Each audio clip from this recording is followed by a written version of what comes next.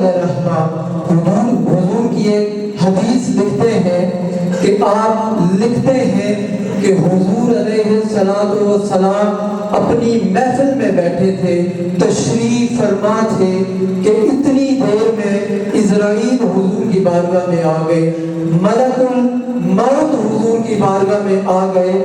تو جب عزرائیل حضور کی بارگاہ میں آ گئے تو عرض کرنے لگے کہ اے اللہ کے محبوب، اللہ کے لاڈلے نبی، اللہ کے سچے نبی، آپ کی اس محفل میں، آپ کی اس مجلس میں ایک آپ کا صحابی بیٹھا ہے، فلاں اس کا نام ہے، فلاں اس کے باپ کا نام ہے۔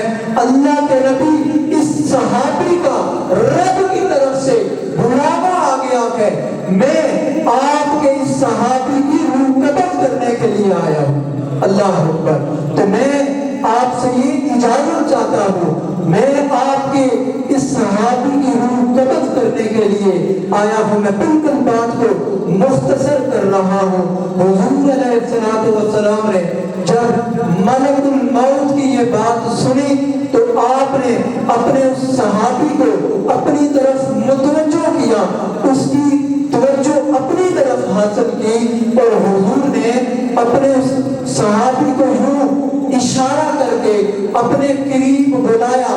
جب حضور کا صحابی، حضور کا غلام اللہ کے محبوب کی طرف آ گیا، حضور کے پاس آ گیا، تو حضور نے فرمایا کہ اے میرے صحابی، میری بات کو ذرا غور سے سن، تیرا آخری وقت چل رہا ہے، تیرا آخری ٹائم آ گیا ہے، ابھی تیرے پاس چند منٹ ہیں، ابھی تیرے پاس چند گھڑیاں ہیں، تو اس کے بعد اس دنیا سے جانے والا ہے، تیری روح قبض ہونے والی ہے، تیری روح جس فرشتے نے قبض کرنی ہے وہ میرے پاس پیغام لے کر آ گیا ہے۔ میرے صحابی، اگر تو نے کوئی مختصر وقت میں کوئی تیاری کرنی ہے، کوئی وصیت کرنی ہے تو کر لے، تیرا ٹائم بڑا تھوڑا ہے۔ اللہ اکبر۔ جب حضور نے یہ ارشاد فرمایا نا تو میں اس صحابی کی جرأت پر قربان جاؤں، اس صحابی کی عظمت پر قربان جاؤں، اس صحابی کی شجاعت پر قربان جاؤں، اس صحابی کی دلیری پر قربان جاؤں۔ تو وہ اس صحابی نے آگے سے یہ نہیں کہا کہ اللہ کے محبوب میں گھر جاؤں گا، بیوی بچوں کو کوئی وصیت کروں گا، یا میں نے کسی کو قرض لیا ہے، گھر والوں کو جا کر میں بتاؤں کہ فلاں نے میرا قرض دینا ہے، فلاں نے اتنے پیسے دینے ہیں، یا کوئی اور معاملات میں گھر والوں کو جاؤں۔ نہیں، اس صحابی نے مسکرا کر اللہ کے محبوب سے کہا، اے اللہ کے نبی، آپ نے فرمایا کہ اسرائیل میری روح قبض کرنے کے لیے آ گیا۔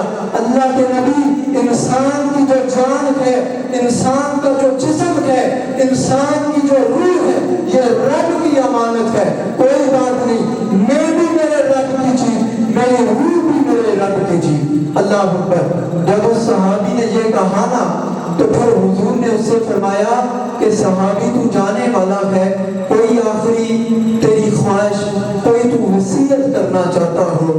تو اس صحابی نے حضور سے کہا کہ اللہ کے نبی، کوئی ایسا عمل بتا دیجئے اس مختصر وقت میں کہ جب میں وہ عمل کر کے اس دنیا سے جا رہا ہوں، وہاں میں جا رہا ہوں، رب العالمین مجھے بلا حساب و کتاب جنت عطا فرما دے۔ اللہ اکبر۔